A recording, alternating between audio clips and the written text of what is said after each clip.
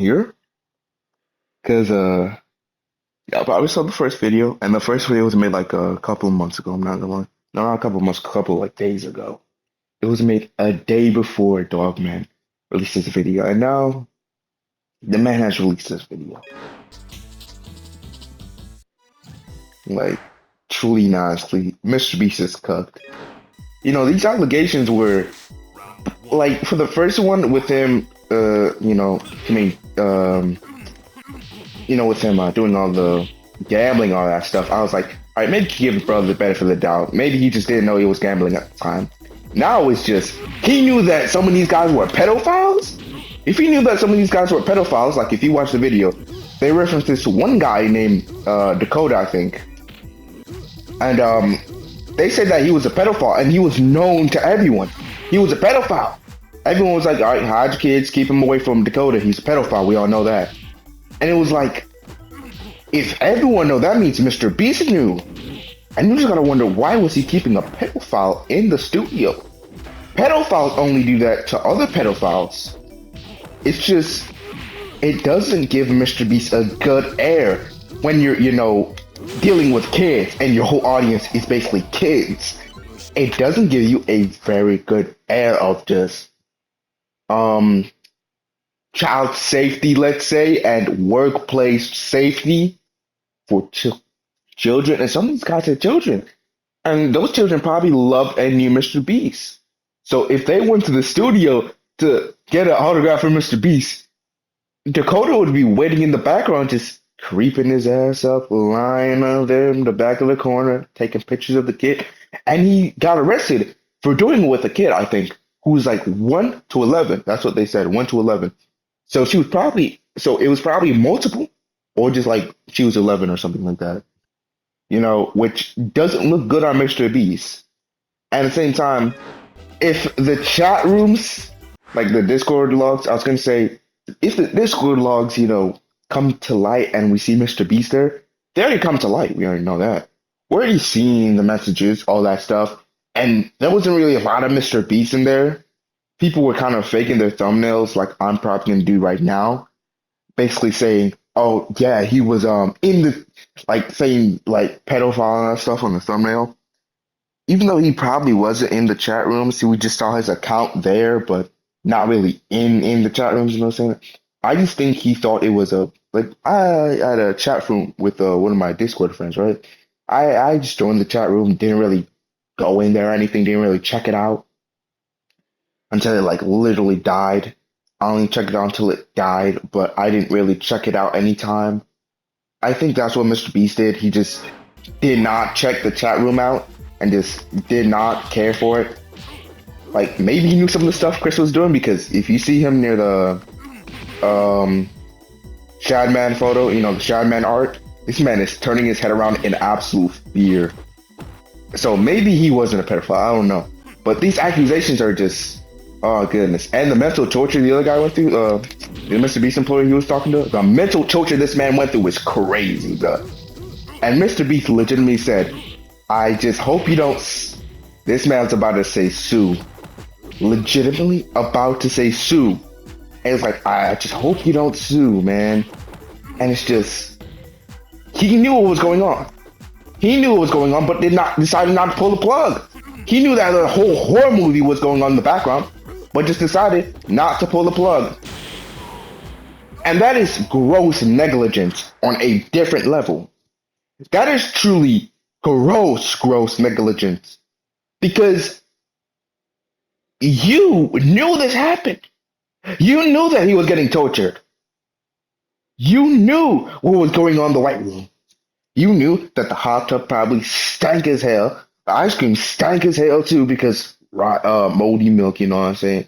You knew this was going on and you decided to just turn your head around. Like, truly and honestly, that is the craziest thing. So this adds more to the Beast game situation, to where before I was like, maybe some of them might be lying, because I did see a video from one guy saying he interviewed some of them. I think it was maybe Dogpack, saying that he interviewed some of them, and they said some of them said, yeah, it was good. Some of them said, yeah, it was really bad. Some of them said it was really good. So it was a middle between. I was like, maybe some of them are lying about it.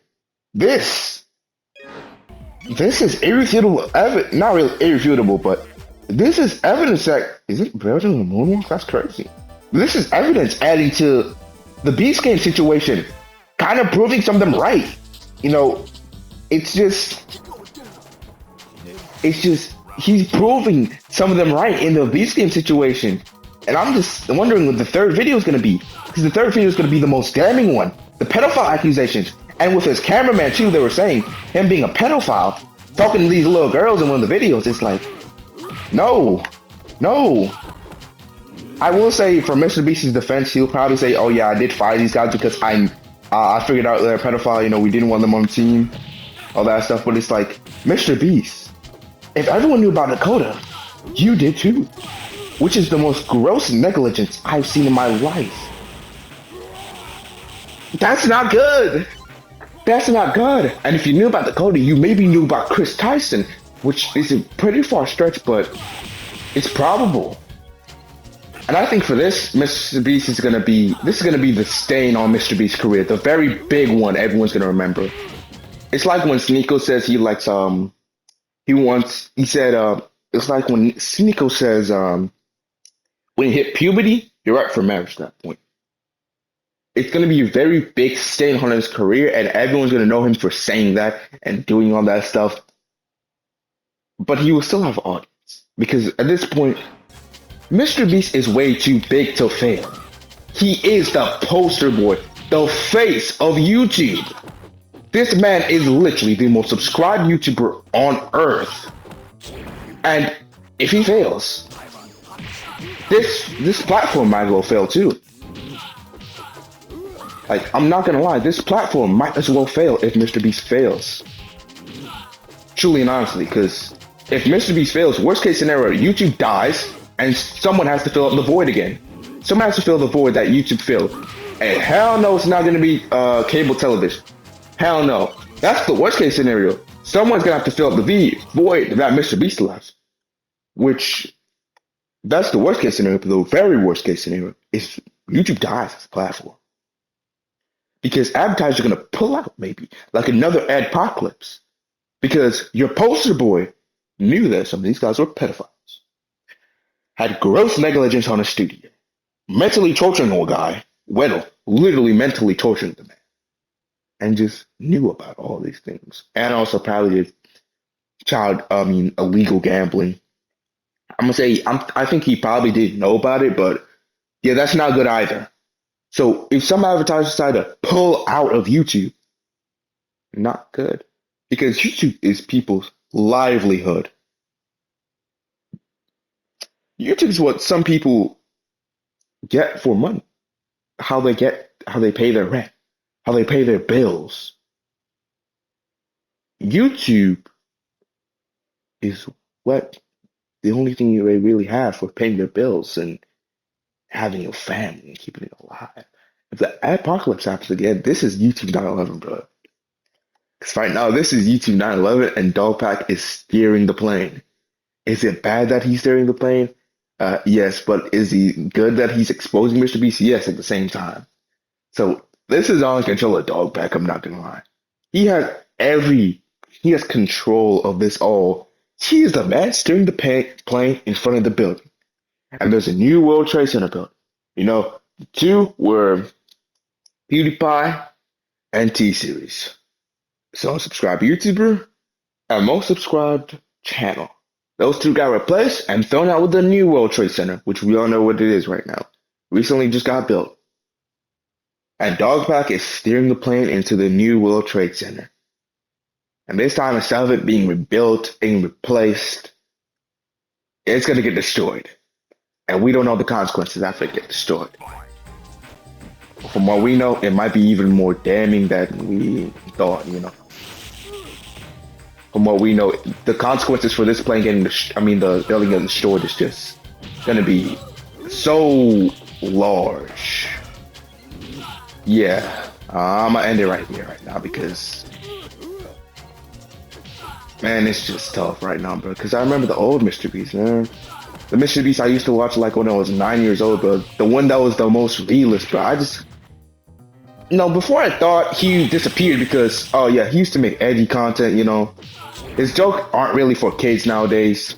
But it's like, now I just think about it. It's like, I guess he just disappeared because of the realness. At this point, he just disappeared because he was real. He was not faking anything. He was an actual real guy in front of the camera, not a corporatized man who just always thought about the numbers, what the numbers will be. That's a sad part of Mr. Beast because at this point,